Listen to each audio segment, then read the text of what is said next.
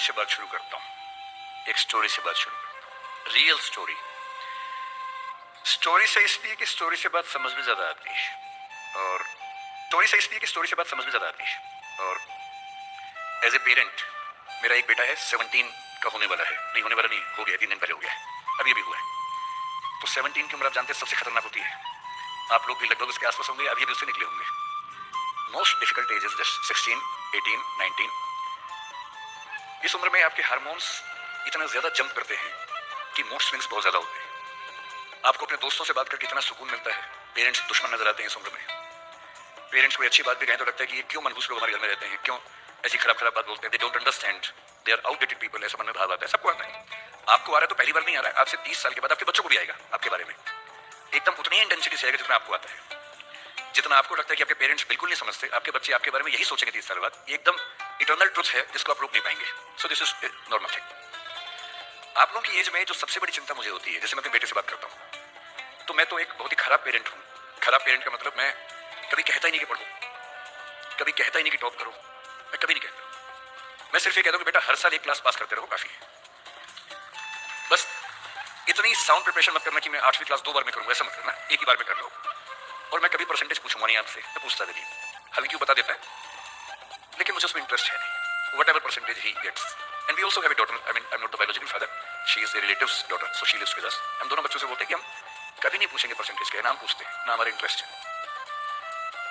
हमारा इंटरेस्ट केवल इस बात में है कि वो बेहतर ह्यूमन बीइंग्स बन जाए, क्योंकि मैंने जिंदगी को बहुत अच्छे से देखा है। और मैं एक बहुत ही खराब स्टूडेंट रहा हूँ स्कूल में, बहुत बदमाश, शरारती, कम पढ़ने वाला। पर दिमाग इतना था कि 10 दिन 20 दिन पढ़ के अच्छे नंबर आ जाते थे। तो मेरा दिमाग कह रहा था कि जो काम 10 दिन का उसके लिए साल क्यों खराब करूं। जब 10 दिन में हो ही जाता है तो 10 दिन खराब करेंगे उसमें। और दूसरी बात, ओवर द इयर्स मैंने ये सीखी है कि जो मैंने स्कूल में पढ़ा था उसमें से बहुत कम जिंदगी में काम आता है। मैंने ट्रिगोनोमेट्री पढ़ी, मेरी जिंदगी में कभी काम नहीं आई। मैं कभी चीटा बीटा लगा नहीं पाता कहीं पर भी, आज तक यूज नहीं किया मैंने चीटा, कहाँ चीटा यूज करूँ, काम ही नहीं आया। मैंने दुनिया भर के नक्शे रटे थे स्कूल में, कहीं काम नहीं आए। जब किसी देश में घूमने जाता हूँ वहां का नक्शा देख लेता हूँ और बचपन वाला याद नहीं आता, फिर से देखना पड़ता है, सीधी सी बात है। तो मैंने फील किया कि ज्यादातर चीजें जो स्कूल में हम पढ़ते हैं, कॉलेज में पढ़ते हैं, वो जो नॉलेज है वो जिंदगी में बहुत काम नहीं आती है। जब काम आता है वो और चीजें, मैं उसको ज्यादा बात करता हूँ आपसे। लेकिन मेरी चिंता एज ए पेरेंट, और क्योंकि आप बच्चे उसी उम्र में हैं, मेरे को 50 साल का हूं, तो आप मेरे लिए लगभग उसी रोल में है कि आप मेरे बच्चे जैसे हैं। क्योंकि जो बच्चे होते हैं ना, अपने पेरेंट्स से भी नफरत करते हैं, दूसरों के पेरेंट्स की सुन लेते हैं बात। तो आप मेरी बात सुन लेंगे, अपने घर में नहीं सुनेंगे। जैसे सबकी राइट टू प्राइवेसी है ना। एक बच्चा था जिसको मैं जानता हूँ, बचपन से जानता हूँ, बहुत ही जबरदस्त आर्टिस्टिक बच्चा, म्यूजिक का उस्ताद। उसके घर में लगभग सब लोग म्यूजिक के उस्ताद थे। इंस्ट्रूमेंटल म्यूजिक, वोकल म्यूजिक, हर चीज में अच्छा, पढ़ने में भी ठीक, बढ़िया। और जब हम स्कूल में थे, वो मेरी क्लास में तो नहीं था, थोड़ा सा अलग क्लास में था, पर स्कूल में बहुत पॉपुलर था, being into music. I was in debating, he was into music. और बाद में उसने हमारा स्कूल छोड़ भी दिया कुछ समय के बाद, फिर वो कहीं और चला गया। फिर हमारा मिलना नहीं हुआ। उस समय ना तो व्हाट्सएप था ना यूट्यूब था, तो बाद में मिलने का स्कोप भी नहीं रहता था। जो एक बार चला गया वो चला ही जाता था उस समय। अब तो बच्चे जिंदगी भर दोस्त रहते हैं। फिर जब मैं दिल्ली यूनिवर्सिटी में आ गया, ग्रेजुएशन कर चुका था, उसके बाद अचानक मुझे एक बचपन का दोस्त मिला जिसने मुझे एक इंटरेस्टिंग क्या डेवास्टेटिंग बात बताई। तो बात चल रही थी कि स्कूल के दोस्त कहाँ कहाँ हैं, क्या कर रहे हैं। तो बातों बातों में उसका जिक्र भी आया। तो मैंने बड़ी उम्मीद से पूछा, मैंने कहा वो तो बॉम्बे चला गया होगा, फिल्म इंडस्ट्री में चला गया होगा। तो मेरे दोस्त ने पूछा कि तुम्हें नहीं पता उसके बारे में? मैंने कहा नहीं। उसने कहा यार वो जेल में है, and he was one of the most creative students of our school. मैंने कहा जेल में क्यों है?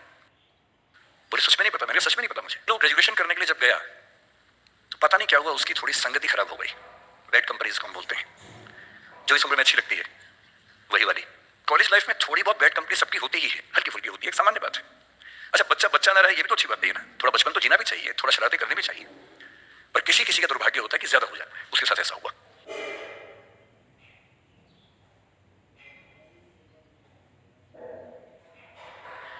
मतलब 1000 लोग जाएंगे तो उनमें से एक आध वापस आएगा, वो भी इतने मुश्किलों से जो ऑलमोस्ट इम्पॉसिबल है। I have seen many such cases.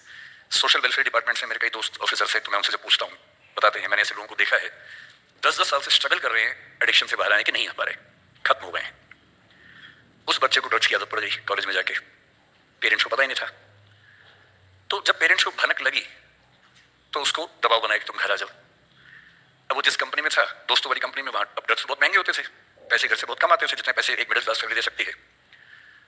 अब वो घर से ज्यादा पैसे मांगने लगा, पैसे मिलते नहीं थे, उसको अपने ही घर के लोगों पर गुस्सा आने लगा। तो एक बार वो अपने घर आया हुआ था छुट्टियों में, और वहां भी वो कुछ कुछ करता रहता था।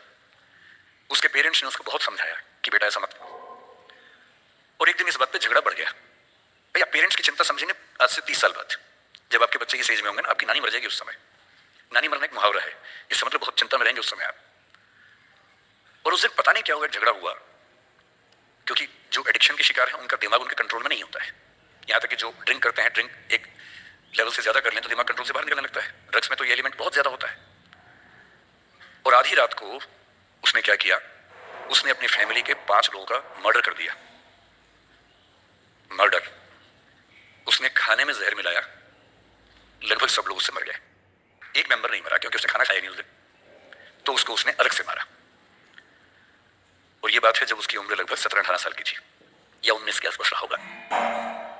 उसके बाद वो जेल गया। मुझे उसके बाद से पता ही नहीं कि क्या हुआ, फांसी हुई या उम्र कैद हुई या क्या हुआ, ना तो मुझे पता है ना मैं इंटरेस्टेड हूं जानने में। मैं उसका नाम हम सब जानता हूं। एंड 1-2 क्लास स्कूल में ऐसी थी कि वो हम आसपास थे, जानते थे, पहचानते थे एक दूसरे को।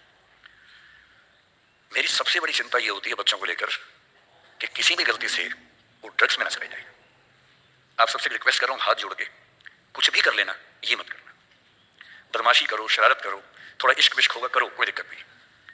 किसी को चीट मत करना, ड्रग्स में मत जाना, क्योंकि इन रास्तों पे जाने के बाद वापसी का रास्ता नहीं है, पूरी जिंदगी खत्म हो जाती है। एक शायर ने कहा है, बस एक कदम गलत उठाता राह शौक में, राह शौक का मतलब शौक के रास्ते पर चल पड़े थे। बस एक कदम गलत उठाता राह शौक में, मंजिल तमाम उम्र मुझे ढूंढती रही।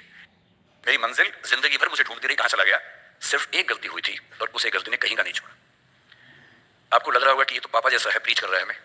पापा डोंट प्रीच वाला भाव मन में आ रहा होगा आप लोगों के, पर मेरा काम ही है, मैं क्या करूं। मुझे जितनी चिंता अपने बच्चे की उतनी आपकी चिंता है, तो मैं तो बोलूंगा। आप मानेंगे नहीं मानेंगे आपकी मर्जी है, लेकिन ईश्वर ना करे कुछ गलती हुई तो बाद में आप इस बात को याद जरूर करेंगे कि किसी ने समझाया था हाथ जोड़कर, और हम उसके बाद भी नहीं समझे थे। कुछ भी करना, उस रास्ते पर मत जाना। और इस रास्ते पर लोग क्यों जाते हैं, इसकी जो साइकोलॉजी में सबसे बड़ा रीजन है, उसको पीयर ग्रुप प्रेशर कहते हैं। पीयर ग्रुप का मतलब है आपके दोस्तों का ग्रुप, गैंग, जिसको गैंग कहते हैं। जो डेवलपमेंटल साइकोलॉजी है, जो साइकोलॉजी स्टडी करती है कि बच्चे जैसे जैसे बड़े होते हैं उनकी साइकोलॉजी कैसे चेंज होती है, इसको बोलते हैं डेवलपमेंटल साइकोलॉजी। उसमें माना गया कि ये जो एज है, टीन एज, ये गैंग एज है। गैंग एज का मतलब 3-4 दोस्तों का ग्रुप होता है, वो गैंग की तरह से ऑपरेट करता है। एकदम सीक्रेट्स रहते हैं उस ग्रुप में, आपस में बातें करते हैं, जैसी कोई आसपास से तो चुप हो जाते हैं। उनको लगता है कि उनके पास कुछ सीक्रेट इन्फॉर्मेशन दुनिया की ऐसी है जो मोसाद और रॉ और इन्हीं सब के पास होती है, किसी के पास नहीं होती। जबकि वो जो बात कर रहे होते हैं उनके पेरेंट्स वो बात 30 साल पहले कर चुके हैं। वो ऐसी कोई बात नहीं कर रहे जो उनके पेरेंट्स को नहीं पता, वो सब बातें करके ही बड़े हुए हैं। पेरेंट्स भी तो बनेंगे ना भाई, ऐसा थोड़ा, उन्होंने तो जिंदगी देखी है, पर उनको लगता है कि वो कुछ खास ऐसा जानते हैं। एक दूसरे पर ऐसा भरोसा, पेरेंट्स पर ऐसा अविश्वास, ऐसा उनको खारिज करने की टेंडेंसी, नॉर्मल बात है, खास बात नहीं है, इस उम्र में सामान्य बात है। पर डेवलपमेंटल साइकोलॉजी जब हम पढ़ते हैं तो उसमें कहते हैं कि जो बच्चा होता है 1-2 साल तक का, उस पर सबसे ज्यादा असर उसकी माँ का होता है, क्योंकि माँ उसके लिए पूरा संसार है। उस बच्चे की 2 ही जरूरतें हैं कि जब वो गीला हो तो वो पहुंच दे, जब भूख लगे कुछ खाना खिला दे। शुरू के 6 महीने इन दोनों जरूरतों को जनरली उसकी माँ ही पूरा करती है। तो उसको धीरे धीरे लगता है कि जो माँ है ना, यही मेरा सब कुछ है, और माँ की हर बात को फॉलो करता है वो। 6 महीने के बाद थोड़ा सा बाहर का खाना, घर के बाकी मेंबर्स का असर पड़ने लगता है। 2 साल के बाद जब बच्चा पहली बार स्कूल जाता है, 2 या 3 साल के बाद, तो आप देखेंगे प्राइमरी स्कूल में टीचर्स आमतौर पे महिलाएं होती हैं, विमेन होती हैं, मेल्स नहीं होते हैं।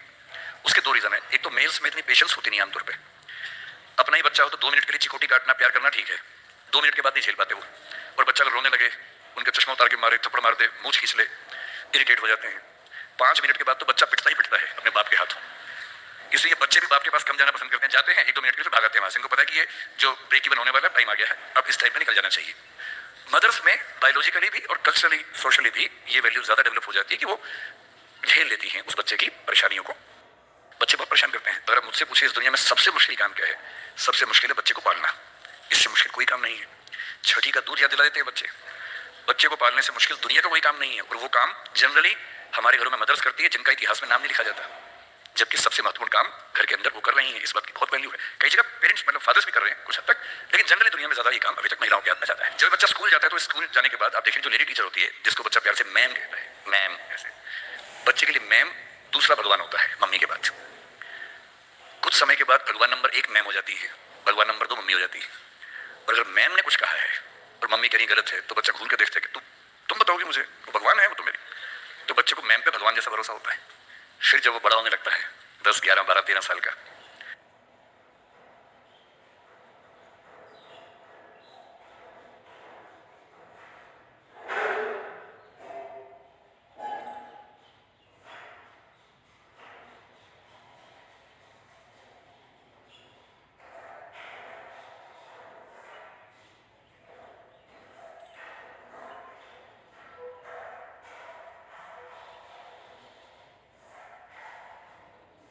थर्टीन किए जाते जाते बच्चों में जो बायोलॉजिकल चेंजेस होने शुरू होते हैं, बड़े परेशान होते हैं, पशुपेश में होते हैं कि ये क्या हमारे साथ हो रहा है, हमारी जिंदगी चेंज हो रही है, अचानक उनको ऐसा लगने लगता है। उस उम्र के जो हार्मोन्स हैं वो उनको पेरेंट से दूर करते हैं, क्योंकि उनको जिस तरह की आजादी चाहिए, पेरेंट जानते हैं कि ये उम्र सही नहीं है, तो पेरेंट रोकते हैं, समझाते हैं, फोन का यूज कम करो, इंटरनेट कम करो, तुम्हारा दोस्त ठीक नहीं है, तुम्हारी कंपनी ठीक नहीं है, अच्छे दोस्त रखो, ये करो, वो सब करते हैं। उनकी मजबूरी है, उनको पता है कि ये उम्र फिसलने वाली है। और बच्चों को लगता है कि मैं जहां जहां आजादी चाहता हूं यही दो लोग मेरे दुश्मन हैं, पता नहीं ये डिजर्व नहीं करते मुझे, they don't deserve a child like me. फिर वो पेरेंट्स से झूठ बोलना, छिपाना, हर बच्चा उस उम्र में झूठ बोलना शुरू कर देता है। कुछ बहुत प्यारे मासूम बच्चों को छोड़ दूं मैं 1-2%, बाकी सब थोड़ा बहुत झूठ तो बोल लेते हैं। कुछ ज्यादा शातिर हो जाते हैं, इतना खतरनाक झूठ बोलते हैं, लाई डिटेक्शन टेस्ट करवा लेंगे तो नहीं पकड़ में आएंगे, इतना अच्छा झूठ बोलने लग जाते हैं, क्योंकि उन्होंने सीख लिया दोस्तों से सब करके। और ये जो उम्र है 13 से 19, जो गैंग एज है, ये जो दोस्त हैं, इनका असर इतना ज्यादा होता है। और आपकी पर्सनैलिटी कैसी है, हर गैंग में 4-5 लोग होते हैं, उनमें से एक मुखिया होता है, उनका गैंग का नेता होता है, जो थोड़ा सा एग्रेसिव है, डोमिनेटिंग है, असर्टिव है, वो फैसले करता है सबके लिए। आपने डिसीजन मेकिंग का सवाल पूछा, इसी पे सो समझेंगे। उसने कहा कि चलो सब फिल्म देख के आएंगे, तो बाकी 4 फॉलोअर्स होते हैं, वो चलते हैं, जी जी चलो चलो चलो चलो। इन सबका सेल्फ रिस्पेक्ट का लेवल अलग अलग है। जो नेता है उसमें सेल्फ रिस्पेक्ट बहुत ज्यादा है, इतनी ज्यादा है कि वो दूसरों के सेल्फ रिस्पेक्ट की धज्जियां उड़ा देता है। वो ये मान के चलता है कि मैं राजा हूं, जो मैं कहूंगा वही होगा। और जो बाकी 4 भेड़ बकरियां हैं, जिनमें कॉन्फिडेंस की कमी है, असर्टिव नहीं है, सबमिसिव हैं, दब्बू हैं, डरपोक हैं, वो बेचारे उसकी बात को फॉलो करते हैं। और ये जो 4 है ना, इन पे खतरा बहुत ज्यादा है, क्योंकि जो नेता है वो पहले से बिगड़ा हुआ है, वो हैबिचुअल है कई चीजों का, और वो इन 4 को बोलता है आज हम सब ड्रग्स ट्राई करेंगे। पूछ नहीं रहा है, बता रहा है। अब इन 4 में से एक के मन में है कि ना करूं, मम्मी ने उसको 1000 बार समझाया कि बेटा ये मत करना, वो बेचारा बोल नहीं पा रहा, घबराहट हो रही है उसको। बड़ी मुश्किल से मिमियाते हुए एक वाक्य उसने बोला, मिमियाना मतलब बिल्ली की तरह से बोलना, कैट की तरह से बोलना। उसने कहा यार मम्मी ने कहा था ठीक नहीं होता है। अब उसके बाद जोर से ठाका मार गया, ये देखो मम्मी का बच्चा, ये देखो मम्मी का बच्चा, इसको दूध पिलाओ इसको, बच्चा है तो बड़ा ही नहीं हुआ है, तो मर्द ही नहीं बना अब तक। हम तो मर्द हैं, हम तो बड़े हैं, हम तो ग्रोन अप हैं।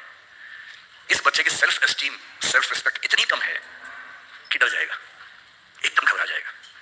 3 लोग बोलेंगे अरे कुछ नहीं होता, अरे कुछ नहीं होता, आजा आजा आजा, अरे कुछ नहीं होता, कर ले ट्राई, हम भी तो कर रहे हैं, कर ले ट्राई।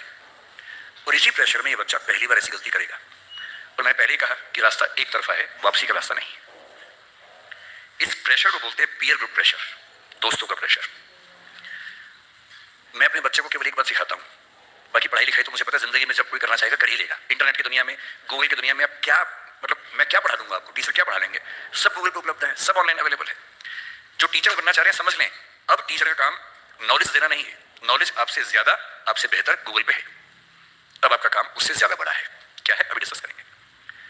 मैं केवल एक बात पे फोकस करता हूं कि मेरे बच्चे या आप लोग पीयर ग्रुप प्रेशर से बच सके। मैं खुद बचा था, अच्छे से बचा था, मेरे पेरेंट्स की भूमिका थी। मैं जिस हॉस्टल में रहा उस हॉस्टल में लगभग सब ड्रिंक करते थे कॉलेज के दिनों में, मैं नहीं करता था, मुझे कभी जरूरत नहीं लगी उस चीज की, तो नहीं लगी तो नहीं किया। अच्छी बात सिर्फ इतनी है, मैं ये नहीं कह रहा कि ड्रिंक करना अच्छी बात है कि बुरी बात है, वो तो इंडिविजुअल फैसला हर किसी का है, लेकिन मैच्योर होने के बाद, बचपन में नहीं। मैं सिर्फ ये कहना चाह रहा हूं कि अगर 4 लोग उस पर दबाव डाले और मैं उनके दबाव में आ जाऊं, ये ठीक नहीं। मुझे ध्यान है कि हमारे हॉस्टल की नाइट चलती थी, फ्राइडे की रात है, वार्डन साहब छुट्टी पे हैं, 10-12 लोग एक कमरे में बैठे हैं, शराब की बोतल खोल ली है या बियर जो भी है, सबका मन है पीने का। वो मतलब एडल्ट्स हैं, 18+ के थे, वो शायद लीगली अलाउड होगा उनके लिए, मुझे नहीं पता। और जो लोग नहीं पीना चाहते उनको दबाव बना रहे हैं कि हाँ पी के दिखाओ, तो मर्द है तो पी के दिखाओ, बड़ा हो गया तो पी के दिखाओ। जब भी कोई ऐसा दबाव बनाए ना, इतना भी दबाव में नहीं आना है। जैसे कोई बोले बड़ा है तो पी के दिखा, आपको बोलना है मैं इसको पिए बिना ही बड़ा हूं। मर्द है तो पी के दिखा, मैं इसको पिए बिना ही मर्द रहता हूं। तुम इसको पी के मर्द बनते हो, हम ऐसे ही मर्द हैं भाई। दोस्त नहीं है क्या हमारा, तो क्या बोलना है, अगर तुम्हारी दोस्ती के लिए मुझे पीनी पड़ेगी शराब, तो मेरी दोस्ती के लिए तुम छोड़ तो नहीं सकते। ऐसी बात है भाई। दोस्त क्या मैं ही तुम्हारा दोस्त हूं, तुम मेरे दोस्त नहीं हो? तुम्हारी दोस्ती के लिए मैं ड्रग्स लेना शुरू कर दूं और मेरी दोस्ती के लिए तुम छोड़ नहीं सकते। अगर तुम छोड़ नहीं सकते तो मैं ले नहीं सकता। और दोस्ती अपनी जगह है, हमेशा ध्यान रखना। भूल के भी कभी कोई ऐसी डिमांड मत करना जो दोस्ती की हदों से ज्यादा जाती हो। मैं साफ कह रहा हूं, मैं ड्रग्स के रास्ते पर नहीं जाऊंगा, ये काम मैं नहीं करूंगा। मुझसे दोस्ती रखनी है, इन शर्तों के साथ रखो। मैं किसी दबाव में ना आया हूं ना आऊंगा। इसको बोलते हैं असर्टिवनेस। अपनी शर्तों पे जीऊंगा, किसी के दबाव में नहीं जीऊंगा। जो गलत है गलत है, नहीं करना है तो नहीं करना है। एक शायर ने बड़ी अच्छी बात कही इश्क के बारे में, इतनी अप्लाई होती है। उसने कहा, वो नहीं मेरा सही, उससे मोहब्बत है तो है। भाई किसी से मोहब्बत है, नहीं हो पाया मेरा, कोई बात नहीं। वो नहीं मेरा मगर उससे मोहब्बत है तो है। अब ये रस्मों और रिवाजों से बगावत है तो है। अगर मैंने एक सही बात कह दी और वो रस्म रिवाज के खिलाफ है तो है, मैं क्यों डरूंगा। जो मुझे ठीक लगा, अपने ईमान के मुताबिक लगा, मैंने कहा, वो मैं करूंगा। तो जो बात मुझे अपनी ओर से शुरुआत में कहनी थी मैंने आपसे कही है। और मेरा ख्याल है कि अगर आप सब बच्चों में से एक बच्चा भी मेरी बात सुन के गलत रास्ते पे जाने से रुक गया तो मेरा सिक्किम आना धन्य हो गया। मैं उसमें बहुत खुश हूं, उससे ज्यादा मुझे कोई जरूरत नहीं।